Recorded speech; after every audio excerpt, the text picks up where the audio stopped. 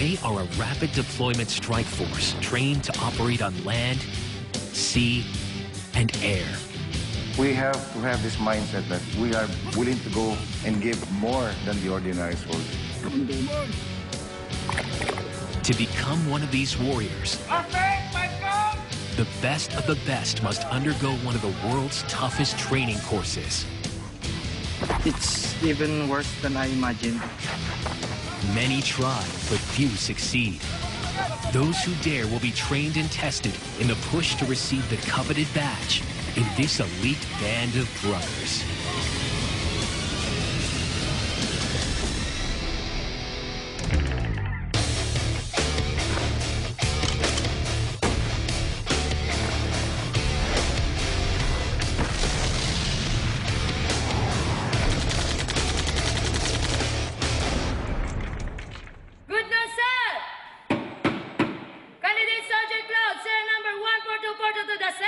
With 56 companion, request permission to enter the mess hall, sir.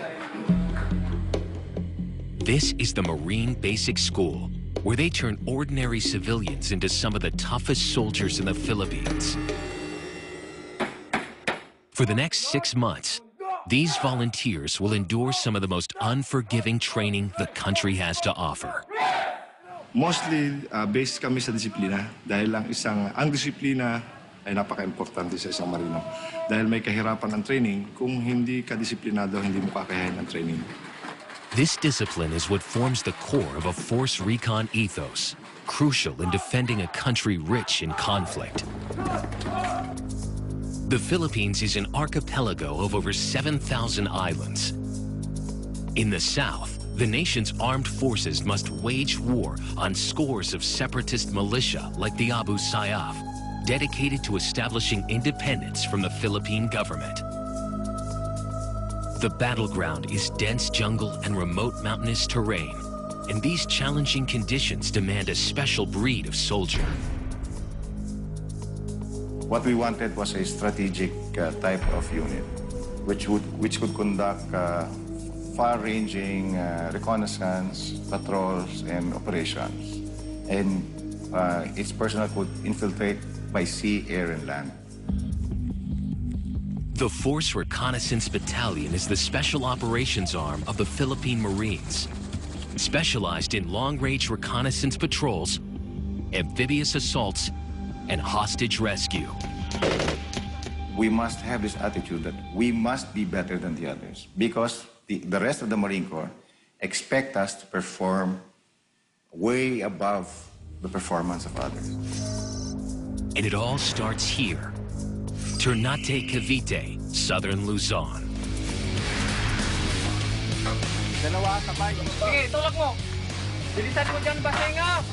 Kung may takilit mo, hindi ganyan. Yan, go. Ito yung ginagawa mo. Sabi na sabay yung ka ng pa sa kakamay.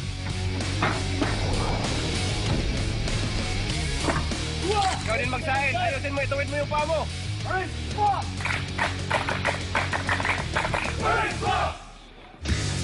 The intensive training program is designed to be as realistic and hazardous as possible, because as soon as they graduate, they will be sent into combat.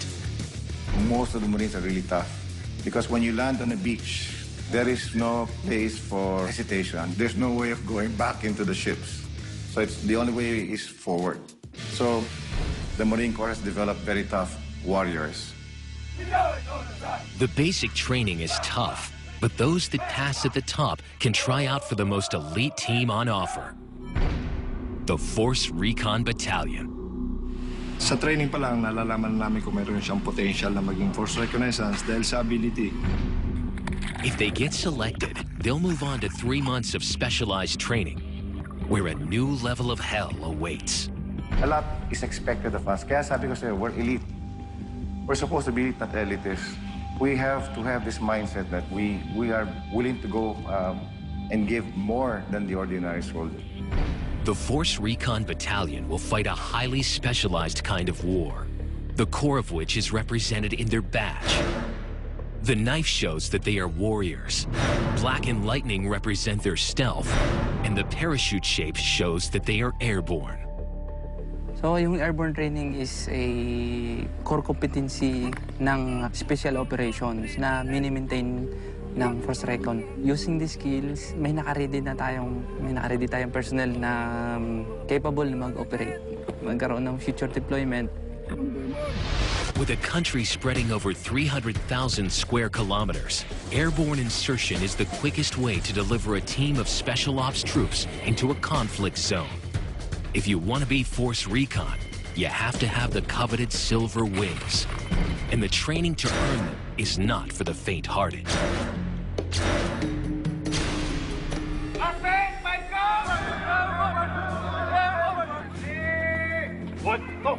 Day one, and the recruits are stripped of their ranks. From this day on, everyone will be a number. On equal footing, they all share the same goal, the jump of a lifetime. I now declare your training starts today. Airborne training requires a special dedication and courage because airborne training is very challenging physically and mentally. They begin with the spring up and out roll call, a physical workout designed to help their landings. Hindi yung mahina yung katawan nila, hindi sila makakalabas sa aircraft, ganun. Kaya lahat ng mga exercises dyan na tinuturo sa kanila is for the purpose ng jump training. This is just the beginning, and already some of them are feeling the strain. Recruit 23 is the oldest of the batch. Siyempre, stress talagang pagod ka talaga sa opening.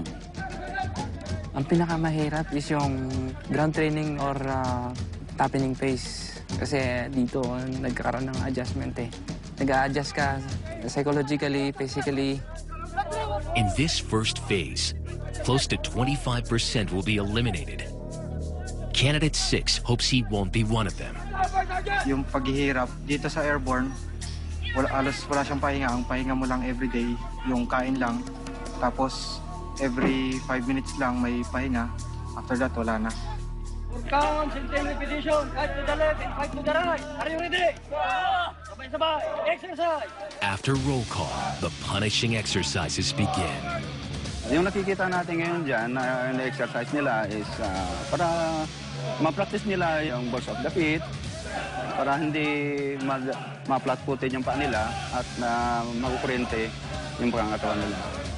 Much of these exercises are especially designed to form the muscle memory needed for their ultimate mission. Jump from an aircraft, descend at 1,000 feet per minute, and land alive. This year, the Marines have selected more women candidates than ever before. It's a unique opportunity for Mary Joy Almedo. Sa akin, gusto ko mag-airborne, para to prove to myself na kaya kong makipagsabayan din sa lalaki. Sinasabing hindi namin mapapantayan yung lakas na lalaki, ma'am, pero sa sarili ko, ginagawa ko yung makakaya ko, ma'am, to prove to myself.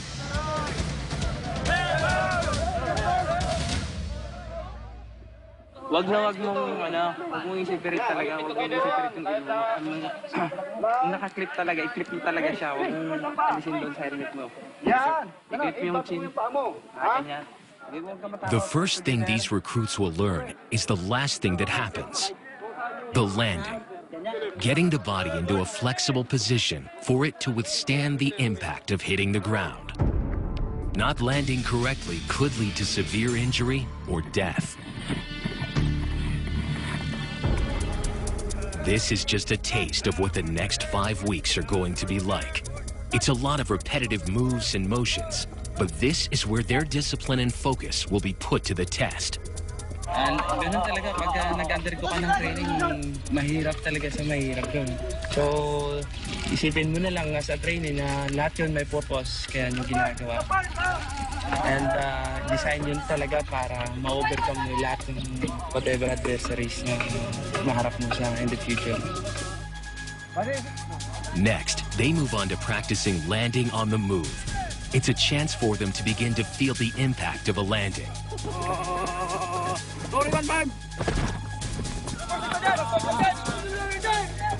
From here, the recruits move to Fort Magsaysay, where they will find out if they have what it takes to jump from a tower 60 feet high and survive. I imagined it to be worse. It's even worse than that. For the toughest missions, the Philippine Marine Corps send in their specialist operators, the Force Reconnaissance Battalion. These men are the best of the best. Hoping to join this elite group are 92 men and women in Stage 1 of their airborne training course. Over the next 2 weeks, the rigors of the training schedule will become extreme as they prepare to move from ground training to tower jumps. Already, the toughening phase has forced out 2 volunteers. 22 kaming pumasok dito, hindi ko alam kung ma-50% yung makakagraduate dito. Kasi mostly nagba-back out dahil minsan sobrang ding pagod. But the 7 women trying to make the grade are still hanging on. Sobrang pagod din, hindi na rin kaya minsan. Kaya matatawag talaga siyang special. 3, 2, 1, stop! Kanya-kanya kasi kayo eh. Teamwork ha, teamwork. Backboard to! Back to barracks, pull out! This time yung class na to, baka konti yung nag-back out dahil nga mahaba yung preparation, maganda yung preparation nila. One of the riskiest procedures for an airborne warrior is to safely exit an aircraft. The Force Recon jump as teams with split-second accuracy. Delays on exit could mean landing miles from your target. Tayo ngayon sa Macdor ha. Ito Macdor, ito yung bale aircraft natin sa lupa. Kasi wala tayong aircraft na pagpraktisan. Dito muna tayo mag-practice. Dito natin ginagamit ito sa exit. Stand in the door. Kumano 5-6 Sergeant? Crouch siya, huwag kayong malon kagad. Umexit kayo dito. Ulitin ko naman. Takin yung ulo. Clip your elbow. Proper grabbing of reserve. While counting, knees together, feet together, and spring up and out. Kasi pag di ka mag-spring, either babangga kayo sa side ng aircraft. Go! 1,000, 2,000, 3,000, 4,000. Hop! Ngayon, grab siya niya ganyan, di ba? Ang GM, titingnan ka ganyan yan. Ulit. Baka, hanggang per siya or partial o total. Ha? Yan ang trabaho ng GM. Kaya gagawin nyo yan, Vans. Macdor natin dito. Gagawin nyo proper.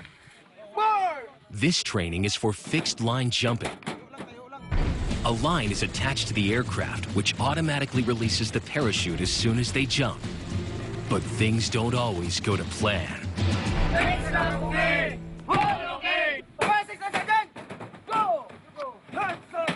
Sabihin mo ang blow, ha? Yung blow. Yung cloud sa ako na sini natin, no? Blow na yan, ma'am, eh. Ibig sabihin, wala kang parachute nakikita doon, ma'am. Wala kang parachute. Ibig sabihin, wala total talaga na ibumuka yung parachute mo. Kasi sinasabi yung blow. Kaya pag blow, ibig sabihin, parachute ka agad. Their next test is to practice the malfunction procedures while being suspended 5 feet off the ground. They have to react to any of 3 possible scenarios. Necessary procedures that could someday save their lives. Water landing!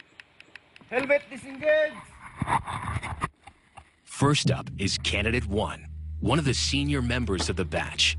His performance will set the bar for the others.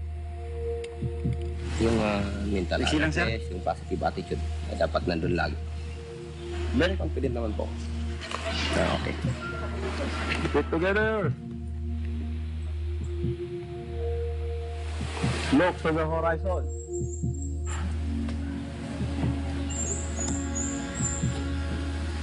Okay, ready? No tap, no go!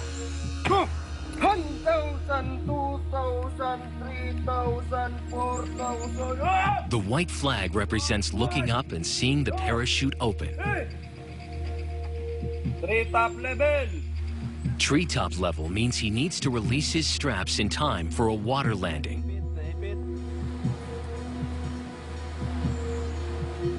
Hello, Owan. Balik na lang. Yung nahirapan akong magtanggal ng Rexter. Saka lumaan na kasi nung gamit. Na ano siya. Hindi na siya madaling i-release kasi pang training lang yung mga gamit. Pag nangyari po yung ganun sa totoong buhay, may mangyaring hindi maganda sa'yo kasi madili ka na.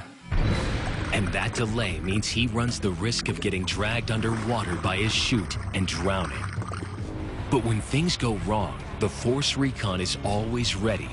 Adapting and surviving in every situation is an essential part of their training, especially in the water. To learn how to deal with potential drowning situations, recruits are bound hand and foot and thrown into the sea. I love you, Force Recon! Go! Pag once nandun ka sa ilalim at kinapos ka ng hininga mo, talagang mamamatay ka sa ilalim ng dagat. The fear of drowning can lead to panic, so the men are first taught to relax.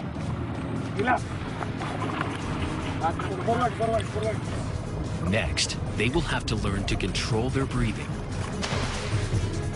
and make their way to shore.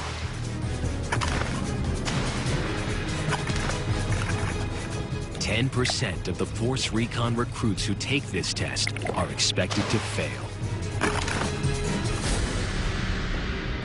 Back at the Special Ops Camp, the Airborne Course is in the final stage of their ground training. Next, they need to overcome their toughest challenge yet. When airborne soldiers land in high wind conditions, they risk being dangerously dragged for long distances. They must learn how to get out of potential trouble. To practice, 10 men will drag a recruit along the ground to simulate wind drag. To pass, they need to be able to regain control by standing up. Ganitong procedure ng pag-recover. Pag hindi, kaya nang magkipwel. Kasi matigas na yan, nakakuha na yan ng fully blown na yung parachute. Ha? Ang gagawin dito, pag habang inihila siya, i-pull up. Dalhin dito. Itong isang pa, itapon dito sa side dito. Pagsabayan, tapos isikat. Pag nasikat na siya, pag nakatayo na, maramdaman mo nang itayo ka na niya, sabay bitaw itong tali. Ready, go! Hila. Hila na! Go!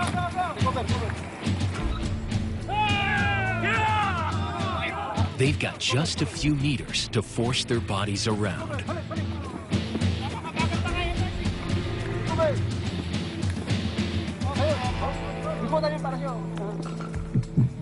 It's female recruit 52's turn. At 5 feet, she is one of the smallest on the course. Nakakatakot na kasi nakikita ko sa mga unang nag-perform na mahirap talaga. Tapos yung mukha parang hindi na ma-drawing. Talagang mahirap dapat malakas yung lower body mo mag-twist yung arm para makuha mo yung pag-recover.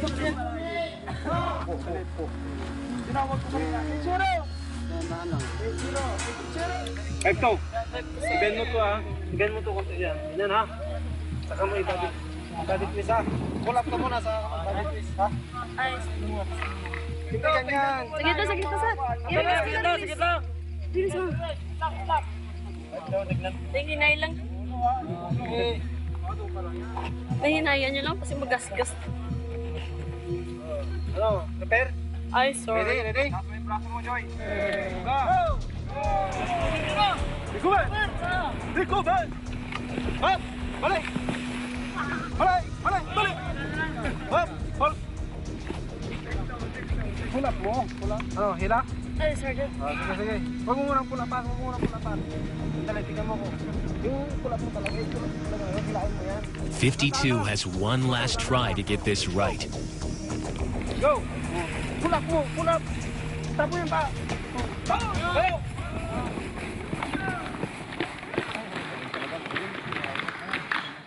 Papagod lang mag-pull up kasi sa force ng naghihila sa akin masyadong papersa tapos hindi ko makontrol yung persa nila. Tumatiming pa ako, ma'am.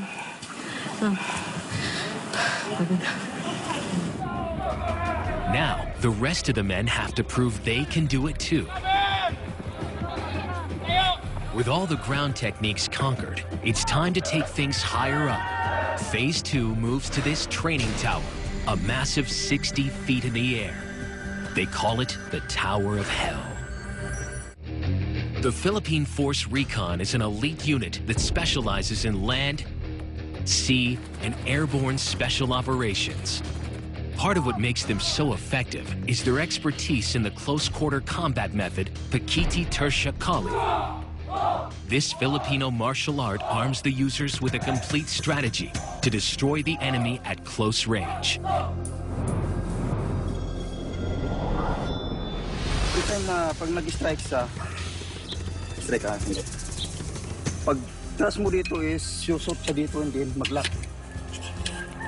Lock sa. Lock. So yan yung purpose na paano masama disarm. Same time, pwede mo sangkuanan dito. So yun yung lock, blade to blade, hand guard. And then ito naman sa full guard, yung bawang tumagasa dito sa kamay ko, pag tumagasa, ibig sabihin ito sa pwede sang guard. So kaya may full guard siya. At the same time, laglag mo sa dito, kuha sa dito, lock. So, kung sa practical, hawakan mo lang yung dito niya, at the same time, taga sa dito. So, disarm mo siya. Same time, taga sa dito. This ancient system of fighting can be traced back to the 1500s. Its elaborate movements were created so they could practice the art in front of their Spanish colonial rulers without causing suspicion. Looking more like a dance than a martial art. Today, these moves are used against a different adversary. Naisip ko nito man dahil kasi nung that time remaining year na since of 1990, marami na pupugutan na Marines, ng mga kabrader na kabaro ko. So, nag-isip ako kung paano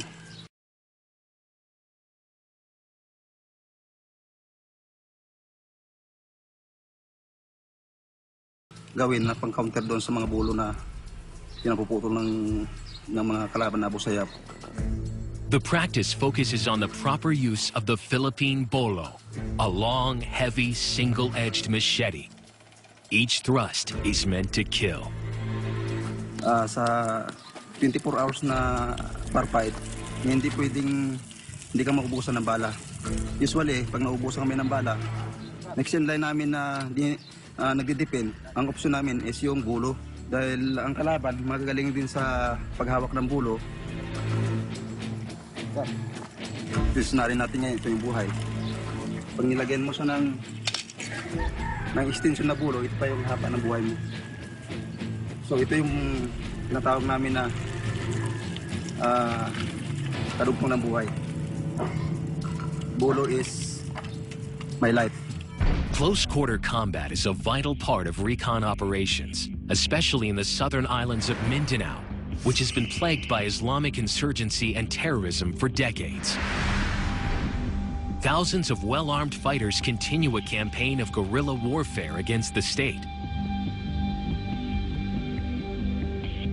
Because the current trend is what we foresee in future wars is not wars between countries anymore, but wars between proxies of these countries. And usually these are insurgents or terrorists. And what you need are elite, highly trained soldiers who can conduct surgical operations in whatever place they're deployed. The Force Recon Battalion was called into action when it was assigned to conflict-ridden Mindanao in 2000. Their mission, to neutralize the forward defenses of Camp Abubakar to clear the way for the rest of the Marine battalions to move in. Master Sergeant Luis Marmol was part of that operation. So, ang mission namin doon, makuha namin yung detachment sa harapan. Kasi yun yung paanan going to Abubakar. So, dapat makuha yung isang detachment doon bago po-forward ka sa taas. Then, ang position, galing kami from down, going to up. So, nasa up sila. So, kahit outnumber nga kami. So, tinugunan lang namin yung mission na binigay namin. Using classified tactical maneuvers, they reached their objective. But 3 of his comrades died in battle. For the 90 men and women hoping to join the prestigious ranks of the Force Recon, they're now entering Phase 2 of their airborne course. Here, they must face the dreaded Tower of Hell, where they will be tested on exiting and malfunction drills, while speeding down a zip line over 100 meters. Baba lang yan. Bigyan nyo na lahat yung ano nyo dyan. Karapat-dapat para ma-check out kayo. It's the first time they will find out if they really have what it takes to be airborne. One small step into thin air takes a huge amount of courage. If vertigo kicks in, they will fail the course. Instruction doon sa taas. Yung riser na sa likod dyan, huwag kayong papayag na yung riser na sa harapan nyo. Dahil pagtalon nyo, tatama yan sa mukha nyo. The feeling, halos lahat kami na-excite actually. Kasi ito yung masasabi naming last phase ng training namin before the final jump. Spring up, ha? Out. And count 1 to 4. Ha? Grab your reserve. Tuck in your head. Feet together. Check your malfunction. Nabukas mo sa dyan! Yan. Go! The instructors are looking for 100% confidence when exiting the aircraft, because hesitation could lead to an uncontrollable spin and possible death. This is the moment of truth for Candidate 1. Normal lang naman yung kaba, pero dapat huwag isipin para makapag-perform na maayos. One, sir. Stand on the door. Ano na, one, Sergeant? Stand by! Go! 1,000, 2,000, 3,000, 4,000, up! Marami siyang efficiency. Pushing sa tower, delay ang tuck-in, off-head, pass counting, pag-jump niya, yung reserve niya, mali ang pag-grabs.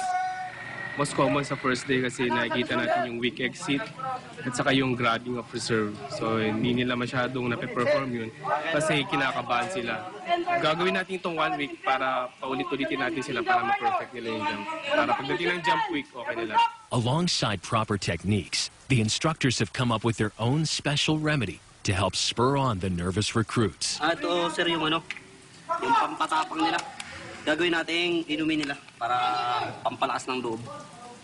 Para pagtalon nila doon, malakas yung loob na nila. Bawat balik nila, inom, kain. Sobrang tapang na nila. Candidate 6 is one of the lucky first to try. Lagyan muna kita ng lipstick para tumapang ka ng tumapang. Forward! 1! So maganda yung... 2! Stand it down! Ibero 6, sir! Go! Hesitating! No tap, no go, ba't nagdo ka? At the end of the zip line, a rope stops the recruits from hitting the trees. Wala na, hindi nakapagbilang! Next up is female recruit 22, one of the 7 women trying to make the grade. But she's in trouble. Get together! Get together! The damp conditions are making it difficult to stop.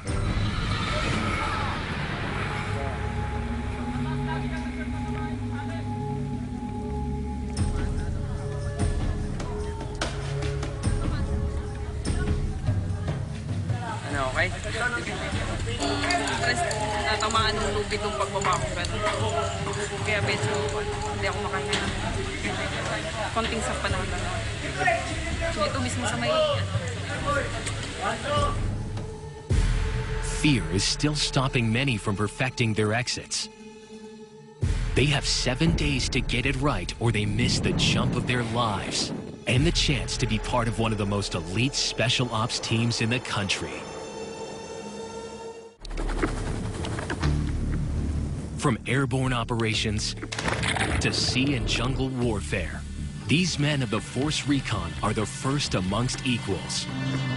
Of the 9,000 Marines today, only 300 have earned the right to wear this badge of honor. But they only get there if they successfully pass some of the toughest training in the Philippine Armed Forces. When forward observers need to be sent far behind enemy lines, the Force Recon Battalion send their 8-man teams. But they don't go alone. They're joined by a deadly team of Marine Scout snipers. Sinusuportahan din nila yung mga operating units sa putok. Pinuputokan nila yung kalaban na merong kinukuberan nila yung nag-assault. The Marine Scout snipers are masters of camouflage and marksmanship, living up to their motto, one shot, one kill. Ang isang sundalo pag marunong bumaril, unang-una makakalis ka sa dami ng bala na ipinuputok. Once na pumutok pa, alam mong may tatamaan ka. To pass the final stage of sniper training, they must put their own lives on the line. This is the confidence firing test. A mistake in this live fire exercise doesn't just mean failing the course. It could mean instant death for their comrade in arms.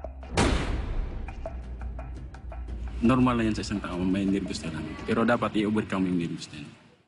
It's designed to replicate the psychological pressure of a real operation. Unang-una, Mama, siyempre, tiwala ako sa sarili ko na kaya kong barilin yung lobo. Tsaka tiwala din ako dun sa kabady ko na kaya niyang tumayo sa harap.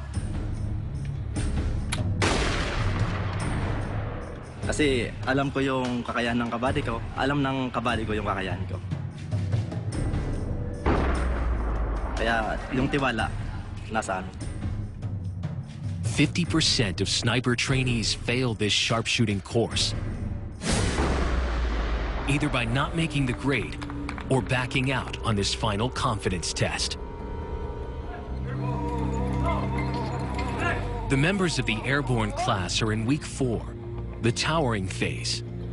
This stage is key in perfecting the proper exiting procedure from an aircraft. Each day, the challenge of carrying more gear has been added. Tinatalian ito para sa quick release. Kung halimbawa may combat jump, ito na yung mga dala-dala niya. I-release niya bago sa mag-land kasi hindi siya maka-perform ng PLA pag hindi niya ito na-release. Today, the jump has to be made wearing full combat gear, all 15 kilograms, and carrying a weapon. Ali, ito yung last day ng towering ng mga estudyante. I-start sila, hindi pa masyadong marunong, pero ngayon, perfect na nila halos perfect na nila yung pag-jump dito sa tower. Katapos nito, ma-check out sila lahat. Proceed tayo sa yung actual jump na.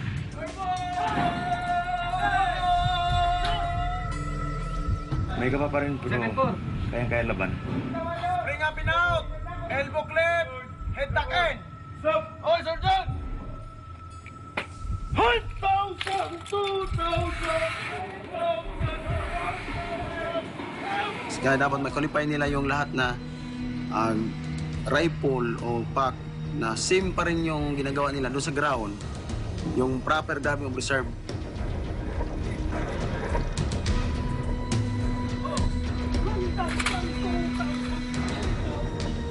Ang napansin namin doon sa yung pag-jump niya kaya, yung elbow sticking out. Dapat ang ng reserve, dapat dito sa gilid. Delikado yon kasi mula sa taas, bababa ka, ang bilis lang, seconds lang yan. Mataas na yung 20 seconds yan, baba ka na. Kaya pasayos namin palagi na pag-exit, hawak ang reserve automatic.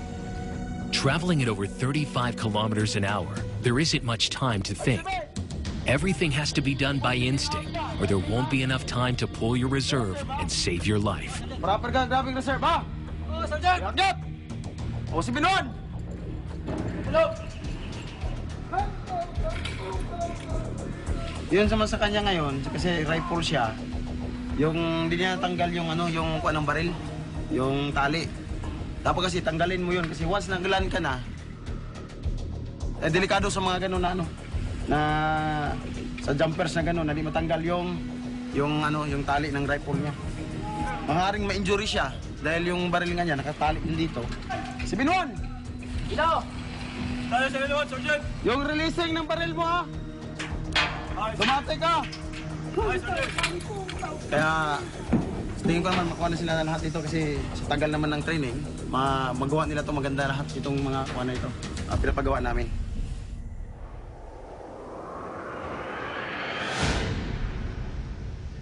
It is the last day before the jump, and the airborne class is putting in some last-minute practice. Day by day, mahirap po na yun. Mahirap. Sa awa po ng Diyos na sa ipasan naman po namin lahat.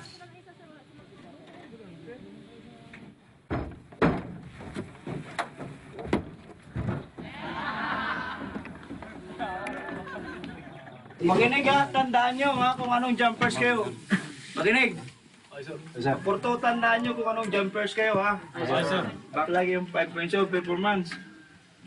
Ngayon, check body position and count. Check canopy and then canopy control ha.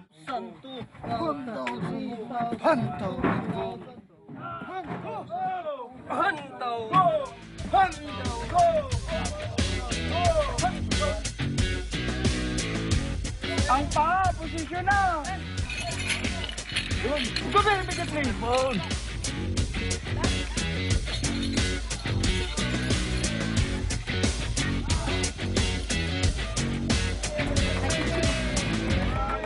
As they contemplate the final hours before their last test, the recruits share some lighter moments. It's key in strengthening the ties of brotherhood amongst Marines. Itong airborne training ng Marines ay napakahirap. Pero at the end of the day, pagkatapos ng training, so sama-sama kami sa barracks, nakakapag-usap-usap kami. So kahit pa paano, nawawala yung pagod, yung hirap. So para lang po kami isang pamilya dito na nagkakatuwaan. Last night, we jumped the night before. We gotta jump tonight as we never jumped before. Depending on these bonds is how small elite teams overcome enemy forces. It is a matter of life and death. Because behind enemy lines, the only thing they can depend on is each other. The recruits may have conquered their fear of the tower, but things are about to get tougher. All their weeks of training will be put to the test, and this time, if they make the same mistakes, they could pay the ultimate price. In the Philippines, an elite force was formed to counter the nation's communist and Islamist insurgencies. They are the Marine Force Recon Battalion, who are ready to take action at any moment on land, sea, and air. The day they have all been training for has arrived. It is Jump Week. Today, it is fly or fail. The recruits will have to exit from an aircraft at 1,500 feet and land safely a total of 5 times in order to earn their silver wings. Kung naririnig mo ako, advice ni CD mag-early ng 2 seconds from go panel side over. Roger, Roger. Okay, Tango Yankee, monitor. They will be jumping out of a Bell UH-1 helicopter. This aircraft is used to drop troops into remote areas for an assault, taking the enemy by surprise. Then mami, magkamaling na naman kayo ng bigay. Nalamig na mga kamay nyo. The drop zone looks like any area of scrubland. But if you're coming at it from 1,500 feet, it's a minefield of potential hazards. Alamin mo lang yung hangin! Huwag ka lang ilo! Hindi mo na yan! Break! Despite 5 weeks of training, their first jump from the aircraft is exposing all of their mistakes. Yung ako yung pang jump, sumabit ako sa pang-apat na static line pero naibaway ko agad. Kasi first jump ko, hindi ako gumawa ng tama. Sinubukan kong itayo yung itong parachute na MC-1. Talagang nakuha yung pa ako. Talagang napilayan ako dahil hindi ako gumawa ng tama.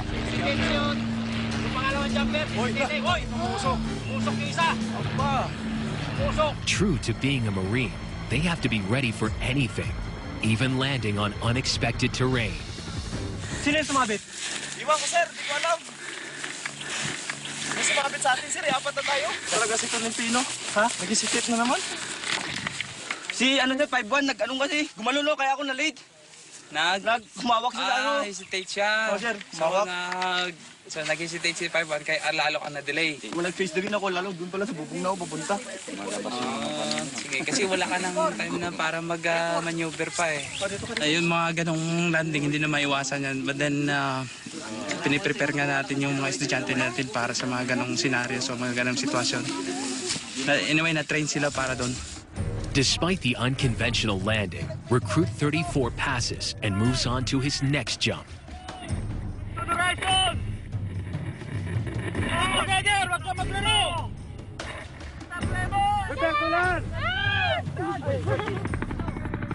But for one recruit, this is his last jump for a long time. Pag-land ko tatas yung pa ako pero pagpilot ko wala na bumigay kagad yung tao. His right leg is broken, and it will be another 2 years before it's strong enough for him to jump again.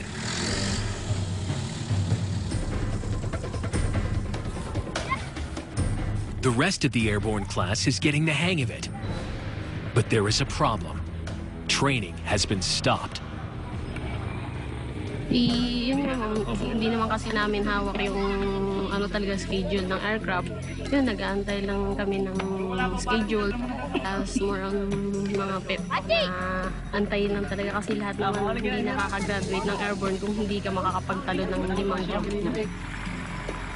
The aircraft has been called away to an operation in Isabela, northern Philippines. The conflict this time coming from the country's 40-year struggle with communist insurgents. Hindi kasi maiwasan yung magkakaroon ng pag-perform. Sa ngayon, continues the basic training of the jumpers and then wait for tomorrow. With just a jump away from receiving the coveted silver wings, all the recruits can do is wait nervously. Nobody knows if they'll have the chance to pass the course, or if this conflict means all their hard work will be for nothing.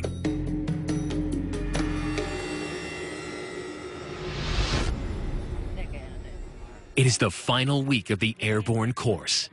After days of waiting, the recruits finally have a chance to complete the 5 jumps to earn their wings. Okay, next stick. Sino pa hindi naka-first jumper dyan? Oh, pasok dito. Meron na po, ma'am, na 4 jumps. Yung actually 51 jumpers. Then yung naka 3 jumps pa lang, ma'am, 38. Just as the first team jump, strong winds halt the training. This weather is the most dangerous time for jumping. And one recruit is missing. Meron po sila pala yung sa kanina. Kasama siguro namin gawa ng malakas na talaga yung hangin. Tapos doon na, liberal siya na doon. Ang yan na balance masyado yung niya. Na maniobra yung parachute niya kaya lumayo talaga siya ng gusto. Malakas sa hangin sa taas daming lakas. Tapos magaan pa siya. Wala, papadpadala siya doon sa... Pero okay naman yun. Sunog yung umusok. The wind has caught Recruit 1. It's a small injury, but with the strong wind, it could have been much worse. Finally, a break in the weather. Recruits 52, 6, and the rest of their group are on their final jump.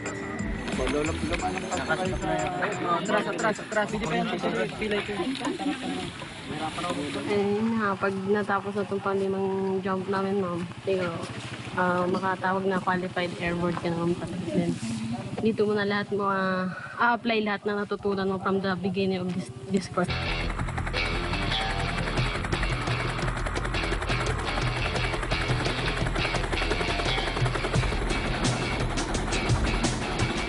Totoo lang po, natatakot din po ako. Kahit sino naman po siguro matatakot sa yung tatalon ka ng ganon kataas.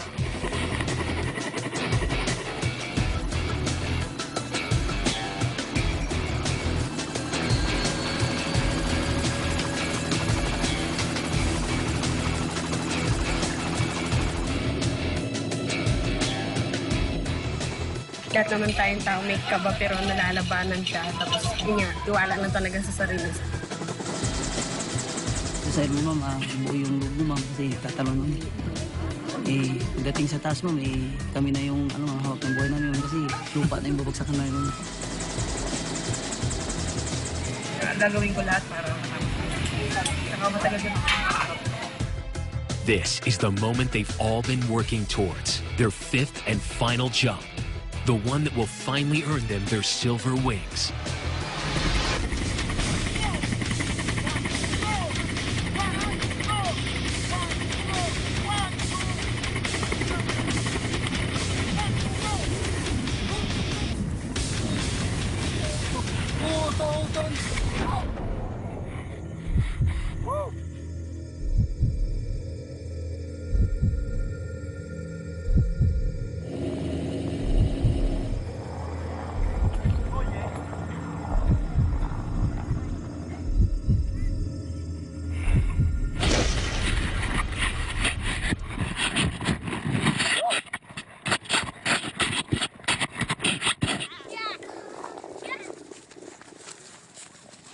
Napakasarap sa taas. Although nakakatakot sa una. Whew! Sulit na sulit po. Yung pagod namin sa training, sulit na sulit po. Ang sarap po. Parang yung sa una nakakatakot yung the moment na you jump. Pero nung naando na, nung naramdaman ko bumuka na yung chute, ang sarap sa pakiramdam, parang di ako gumagalaw. Sarap maging airborne! I love airborne! After 6 weeks of intense physical and mental training, they have now earned the right to be called airborne. Pride of Novacia! Airborne! Airborne! This is ritual. Welcome to Airborne family.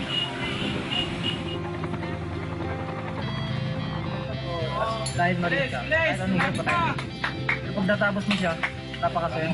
Pagkan sa magandang. Itong badge ng Marine Corps, simbolo ito ng Philippines, red, blue. Alika, 3-5! Airborne! Airborne! Airborne! Masarap kasi subukan mo nang dumulon sa totoong real na aircraft. Para kang anghel na lumulutang sa lapaap.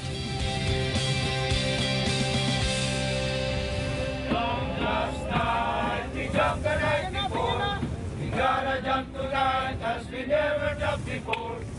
When we jump, we're happy as can be. 'Cause we are the member of the Airborne Company, the best company.